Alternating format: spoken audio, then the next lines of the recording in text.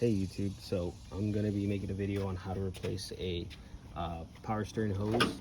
This is on an O2 Dodge Ram.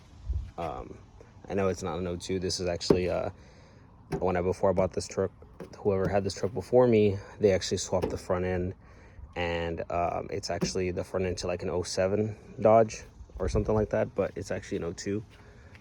They even put the one with the fender with whatever. I guess the one had it before had a Hemi in it, the 5.7, but this one's not the 5.7 or the 5.9.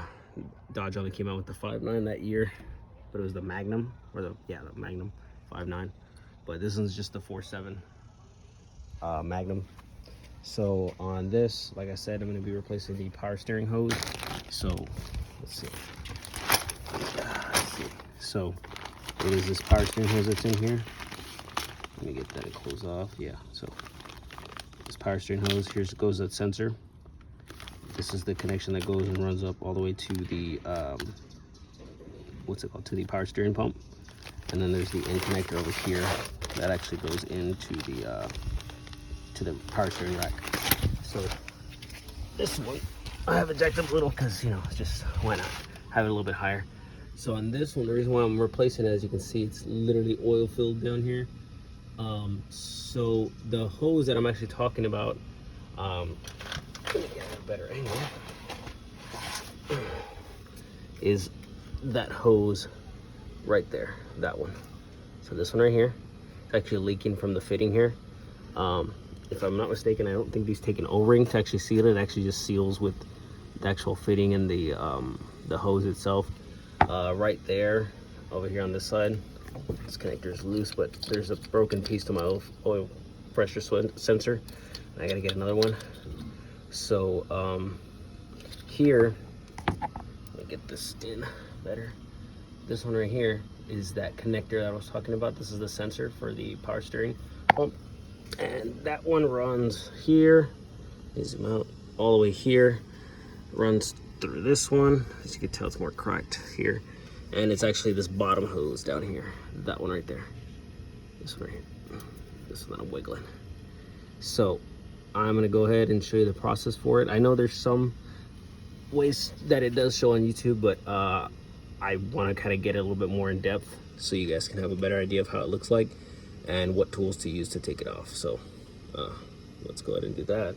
So on that hose, or this fitting right here, is actually a 16 millimeter.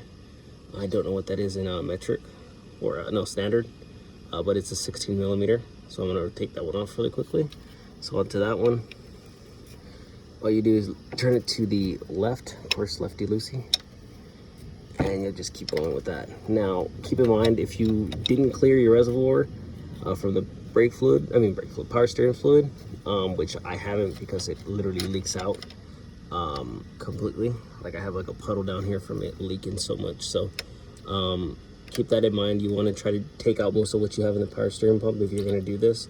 Sometimes, more than likely, there's still going to be a good amount of power steering fluid, in here. So you want to try to take as much out of this reservoir as you can before you do this, because it will leak. It's going to leak regardless. There's no ifs, ands, or buts about it. It's going to leak. So I'm going to take that off real quick. Okay, and so now once that you have the line off of the end of the hose here, and you have that off already, now you can move this freely. Now it's off. Now your next best thing is to pull this sensor here. Now mine is a little it's a little bit on there, so I'm gonna have to try to get at this one pretty good. I have to get a screwdriver or something, put that in there, or get a pick or something and push it in. And then after that, what you're gonna do is you'll just follow this line, which is the bottom line here, this one that I'm moving. And what you'll do is you'll go ahead and you're gonna disconnect the end of that line. So over there, I don't remember exactly the size, but I'll get you the size right now after I go ahead and take off that top one. All right, now that that's connector's off, which is this one, I have another hanging connector here. I don't know exactly where that goes to. I gotta find that out right now. Once you get the connector off, I had to use a pick to get it off because there was a lot of crud and dirt and shit and built up on it. So already got that off. Now I moved it over to the side. Now for anybody that actually doesn't want to buy the whole hose, like the assembly, the line and stuff like that. Now you don't have to, because now that I've pulled it off, there is actually a gasket, or like an O-ring, sorry. There's an O-ring here that you can actually replace. So you can actually pull that off and replace it with another one. So I'm gonna replace this one because it's got cracks in the actual hose anyway, so might as well just replace it. So on this one, so like for right here, this comes off. All right, let me get that off. And you can actually replace this with another O-ring. Sometimes you can just buy a kit. Like I know Harbor Freight actually sells a kit, like a whole kit of O-rings, stuff like that, for like a few bucks. Like I think it's like $5 to $10, somewhere around there, I think, if I'm not mistaken. And you can literally just find the one that fits this one and put it on there and replace it. So for me, I'm gonna replace it anyway because I had installed a new power steering rack a while back, and what's it called? As you can tell right here, it's brand new. And I just want to get that one brand new because the other hose that actually runs up into the transmission, or I think it's the cooling line actually, it's still good. I don't see any cracks or nothing on it. It's not leaking. It's actually not the one that's leaking. What's it called? I'm gonna leave that one on there. Down the line I'll go ahead and change it, but the only reason why I'm changing this one is because of course that's the one that was leaking. So yeah, so now from here we're gonna go ahead and disconnect that one right down there. So right down there, that one right there, it doesn't want to focus, but that's the one I'm talking about right there. So let me see. Right now it's out, and if you're like me, even though you're not supposed to repair, you just let things leak over, which is great. So this end over here that actually connects into the rack and pinion, which is, sorry, I'm outside of this thing, it's down there right there. This one is actually an 18 millimeter. Now for this one, it's kind of hard to get at, but the best way that I've actually seen how to do it is to actually, because I was trying to go at it from the top angle up here. I was trying to go at it from up here. Your best bet is actually to go around through the side here. Actually, there's an opening here on the side where you can actually get to. It is way more easier. You don't have a lot of arc swing to move out, like up and down, but I mean, you'll be able to start breaking it loose and getting it off, and being able to get it out, and then you can unscrew it by hand. So yeah, so now we're gonna get the new one, and we're gonna start making sure everything's good. And we actually got to get this sensor off because the new one that I have doesn't come with the sensor, and I didn't want to order it, and I know this one works. So let me go ahead and take this one off and transfer it over to the other one. Okay, perfect. So I was able to get it out. Now, fortunately, like the technician that I am, I didn't bring all my tools from my work. So it's actually a 22 millimeter socket that actually fit over the entire sensor, and that'll actually take it off.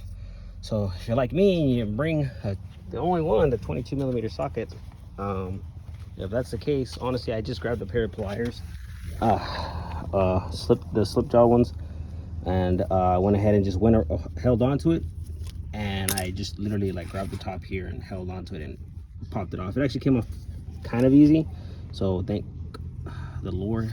So yeah, so now what we're gonna do is we're gonna get this one, we're just gonna transfer it onto that one.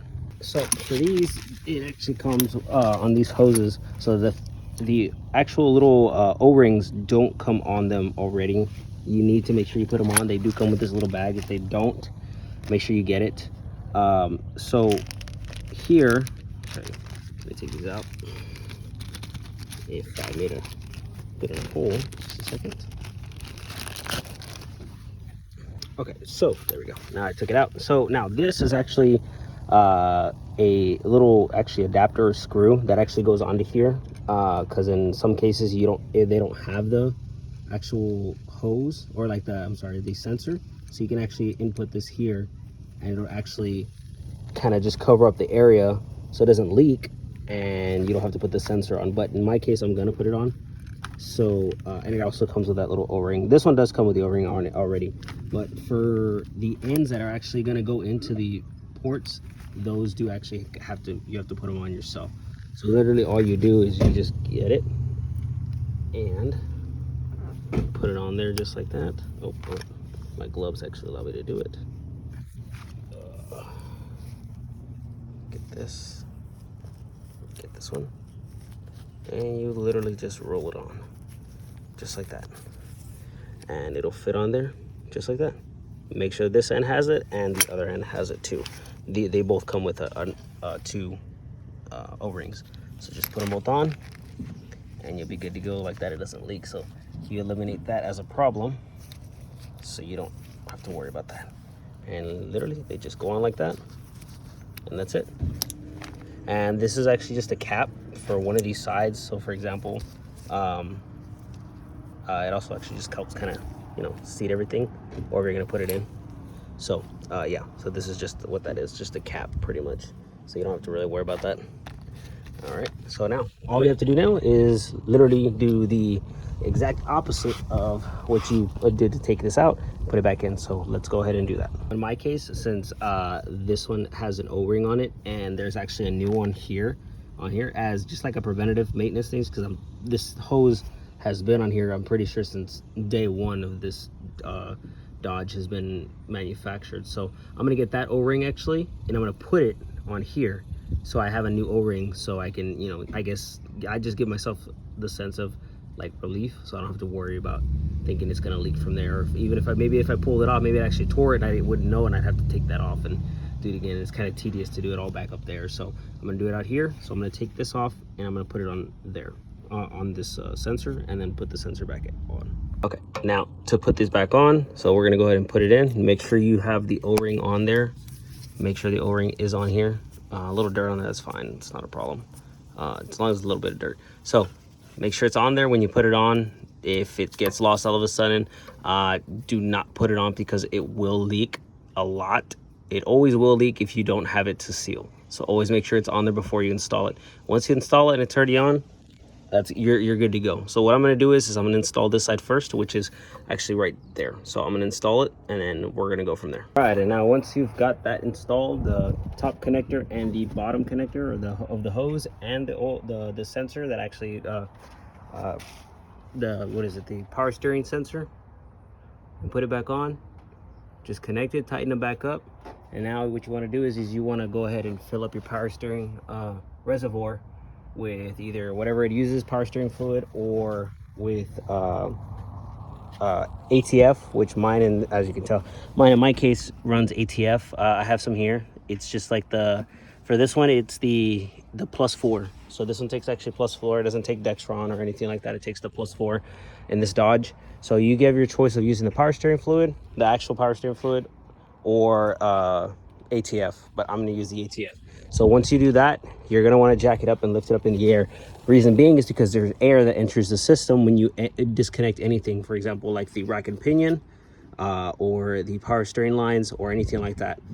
You want to go ahead and jack it up and get the tires off the floor, just the front end. I would say chalk off the back wheels, put like a, you know, in my case, you know, I don't have the actual wheel chalk, so I'll put like a block or something like that, or even a rock in some cases, depending on what I have around me. And so like that, when you turn the vehicle on, because you're gonna have to rotate the tires from left to right, so you'll always do that. You'll do that maybe 3-4 times, one to left and right, and then it should suck in the power steering fluid from the reservoir. Once that happens, add more. Do not let it go dry, because you're just going to keep sucking in air if you don't ever add any more. So you'll keep doing that until you either hear no more noise, because there's usually like an eerie noise coming from it when you turn the wheel, or like when it sounds like it's starving for fluid. So keep doing that, and until your power steering actually in your steering wheel actually gets really, like, you know, easy to turn and stuff like that. Because if it's still hard, there's still air in your system. So yeah, I hope that was helpful. If there is any questions or anything like that, I know it's been a very long time since I've actually posted anything. I've had zero time, and, you know, I've been working all the time, and now that I'm back to, you know, a better job, now I can actually do things a lot better. I do have a few things in the future that I do have to do. I do have to replace a hub assembly for this side, because this side is really bad. And I got to replace the tie rod, so I'm going to replace both tie rods. I didn't get to do that when I did the rack and pinion. It just came with the rack and pinion, not the actual outer tie rods. So I'm going to do that to both sides, change out the wheel hub assemblies, and then go from there. And then I'll surely be able to make those videos down the line later. Like I said, if you guys have any questions or anything like that, or any concerns, or if even if there's anything else that I maybe I did that was wrong, or even if there's something you guys have like as a tip to help out myself and others, I would greatly appreciate that if you could put that in the comments. I'm always open to good criticism or anything like that. So yeah, so if anything else, guys, you guys have a great day. Take care.